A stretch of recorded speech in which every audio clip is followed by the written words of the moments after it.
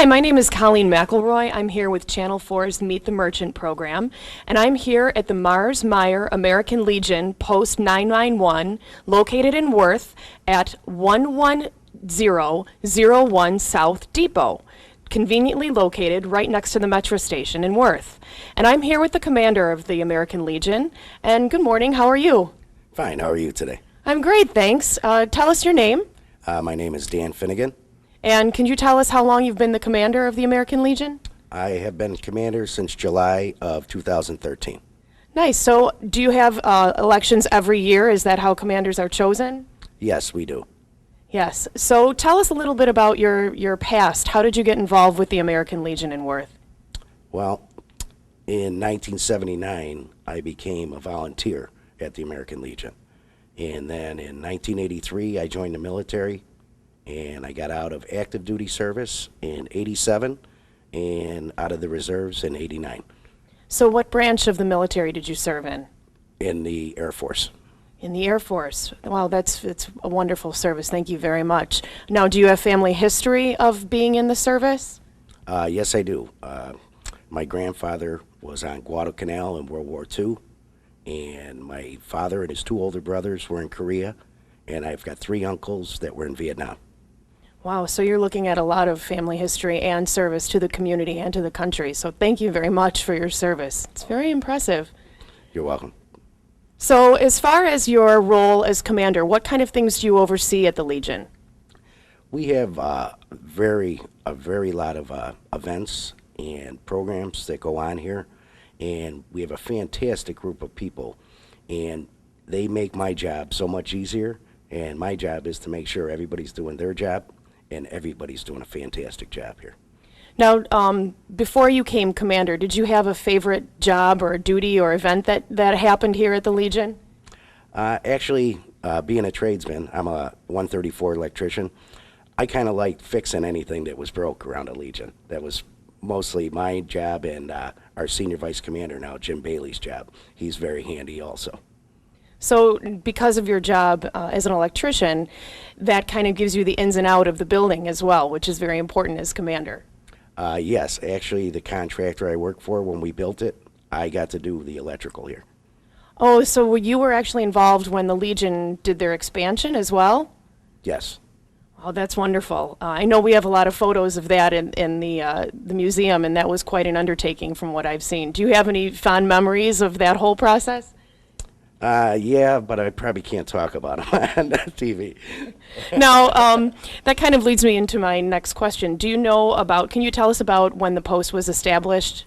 Yes, we were established in 1946, and we are named after Mars Meyer, both who gave the ultimate sacrifice, one in World War II and one in World War I. Yeah, that's actually, I believe Vivian Meyer who just recently passed away. She was one of the oldest and founding, her husband was the namesake of the Legion. Correct. Yes. Who does the post serve?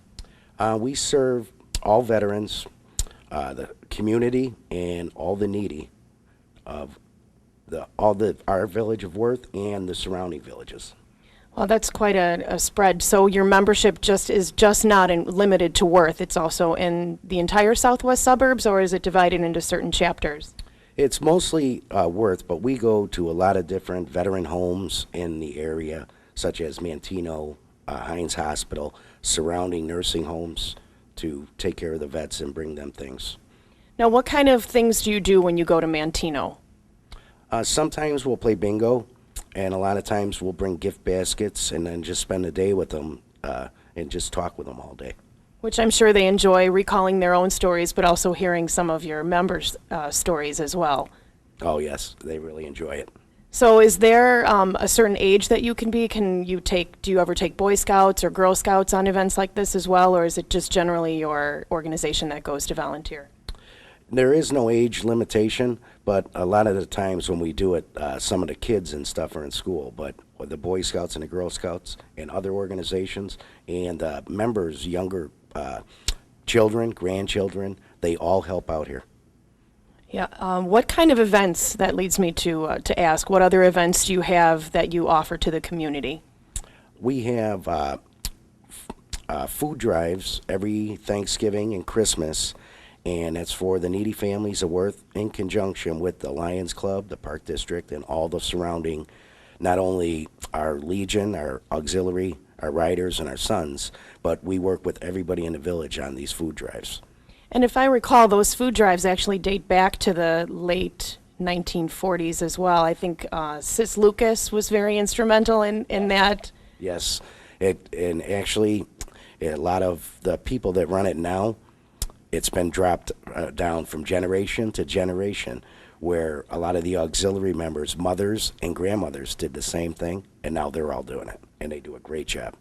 Yeah, that's honestly one of my most favorite events to bring, and I bring my own children as well, because like you said, it's multi-generational, and what a great lesson to teach the younger children about volunteering. So the Legion really is a staple in the community for community involvement and bringing the community together, so I know we really appreciate that as well.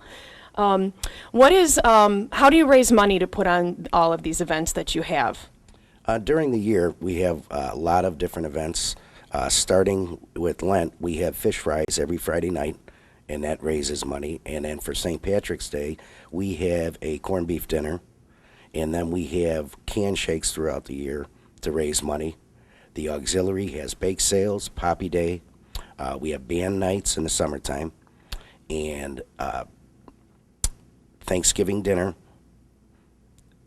Now you also... Just to name a few. There's a lot more that we do, but those are the only ones I could think of.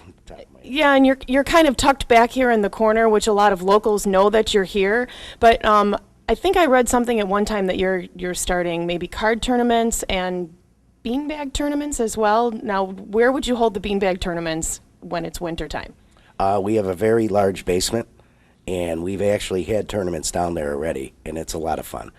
And as far as the card games, we actually open up our hall here to the seniors every Tuesday, and they come in every single Tuesday and play pinochle. Now, do you need to be a resident in order to be involved in some of these senior programs that you offer, the senior pinochle games? No, not at all. We are open to everybody. Well, that's good to know. Again, some useful information. Now, you keep referencing these different organizations that are involved, such as the Women's Auxiliary. I have a note here that it's the LARS organization. Could you explain that? That is our four main organizations of our Legion, which starts with the L is our Legion, our veterans, and the A is our Women's Auxiliary, the R is our American Legion Riders, and the S is our Sons of the American Legion. Now, can you elaborate on some of those organizations? How would you become a member of the American Legion? You can become a regular member of the American Legion by serving in the military during a war or conflict, and the dates we always have listed for availability or eligibility. We always have those dates listed on our bulletin board. And your bulletin board is located just in the foyer right after you walk into the building, correct? Correct. Okay, so you discussed the membership for the Legion. How about the Women's Auxiliary? They must be related to a military member to become a Women's Auxiliary. And there is a separate application for all of these organizations? Correct. And then you mentioned the American Legion Riders. How about that organization? To become an American Legion Rider, you must own a motorcycle, and you must belong to a Legion or a VFW or another post. It does not necessarily have to be our post, but that's how you can become a rider. And what kind of things do the riders do? They do a lot with the community. They have different fundraisers. They attend funerals, to escort, and also, like all of our other groups, anything any of us has going on, they all pitch in and help. And I believe they also do welcome home ceremonies for local people returning from the service as well. Is that one of their duties also? Correct. Yes. Yeah, and then the last group that you mentioned was a newer group that was just recently formed, maybe over the last 2 years, I believe, and that's the Sons of the American Legion. Tell us about that organization. Yeah, it's a group we have just started within the last 2 years, and to become a son, you have to have a father, grandfather, and uncle. Somebody in your family had to serve in the military, and there is a separate application for that also. And just to expound on the sons, since we've started, that group is growing fantastically. It started out with like 10 people, and we're up over 50 already, and they do a great job here. Yeah, that's quite amazing. Now, do you notice a generational difference in this? Do you find that you're getting a younger crowd now with the Sons of the American Legion? Yeah, it really, you'd be surprised. It's both. We have some, and there is no age limit on it. We have some that are in high school, and we have some that are 70 years old. Wow, so that's quite a spread. It's amazing, though. And it's good to hear, too, that you hear that your membership is growing, because in times like this, you often find that organizations like yours are declining in membership. So you must be doing something right. Oh, well, we just mailed out our monthly newsletter, and we had over 500 newsletters we had to mail out. So we are growing. Yeah, that's very good. So any other organizations that you sponsor or any other events that you'd like to discuss? Well, we do sponsor a lot of the surrounding high schools, and with their advertising for their fundraising, we'll advertise with them to help them raise funds. The Boy Scouts, Girl Scouts, anything that they have going on. The high schools are actually having a essay competition, and we're going to try and sponsor one person from each of our LARS groups, where usually we just sponsor one high school student. And there's also Boys State and Girls State, which is a camp, and that's based around Americanism. And we'll send somebody from each. The auxiliary will send a girl, and the Legion will send a boy. Wow, that's quite an undertaking for you as well this year. Speaking of undertakings, I know for the last several years you've been very involved with our Worth Days by organizing the parade. And this year it is a special year. It's our centennial where Worth is celebrating 100 years. Can you tell us about your plans for the parade this year? Well, the first thing we'll be doing in conjunction with the village is we have a band night June 21st at 7 o'clock at night. And all the proceeds that we raise from the band night will go toward the parade. And then we'll be running the parade, and being the 100 year, we're going to be attending all the other fundraisers that the village will be doing. We'll get as many people from the Legion as we can to attend these functions, and we want to make this the best and biggest parade we've ever had. Now, do you have a theme yet for this year's parade? Not yet, but we're thinking about it. And what we're actually going to try and do is we're going to actually try and have at least one float for each one of our LARS organizations. Yeah, it's very difficult to get organizations to actually do floats and to make it decorative. So if anyone's listening out there with an organization, if you're interested in participating in this parade, I know you're looking for businesses and community organizations not only in Worth but also in surrounding communities. It would be a nice effort to try to do something that's a little bit more elaborate this year, and probably a red, white, and blue theme is what I'm thinking you usually. Yes, we would be red, white, and blue. Yeah, that's wonderful. Well, thank you for your time here. I think we'd like to go ahead and maybe you can bring someone in to talk a little bit about your banquets. Yes, I will. Thank you very much. We're now joined by the newest member of the American Legion staff, and she's here to handle actually all their new banquet needs. Hi, how are you today? Hi, I'm good. How are you? Great. Tell us a little bit about yourself. What's your name? Pam Malfail. And are you a Worth resident? Yes, I am. You are. How long have you lived in Worth? Oh, since 1999. Oh, that's good. We're glad that you could join us. We're actually seated at your table that's actually all set up for your banquet or one of your banquet options. Can you tell us a little bit about what you're going to be doing here at the American Legion? Basically, what I'm going to be doing is booking the hall for parties. So. What kind of parties do you expect to have here with these banquet facilities? This is quite a sizable room. Do you know how many, what your maximum capacity is in the Legion? The maximum is 150. We can have parties as small as 50 people. And like I said, we can go up to 150, and those also include anywhere from birthday parties, surprise parties, retirement parties, even weddings. As you can see, the table, we have linen, we have glassware, stemware, so we can do anything from paper packages with paper plates all the way up to a wedding package such as this. Now, I know some of our senior groups actually have luncheons, so that leads me to ask, are you open during the day? Yes, yes, absolutely. There are 4-hour banquets, 4-hour parties. You can pay for additional hours.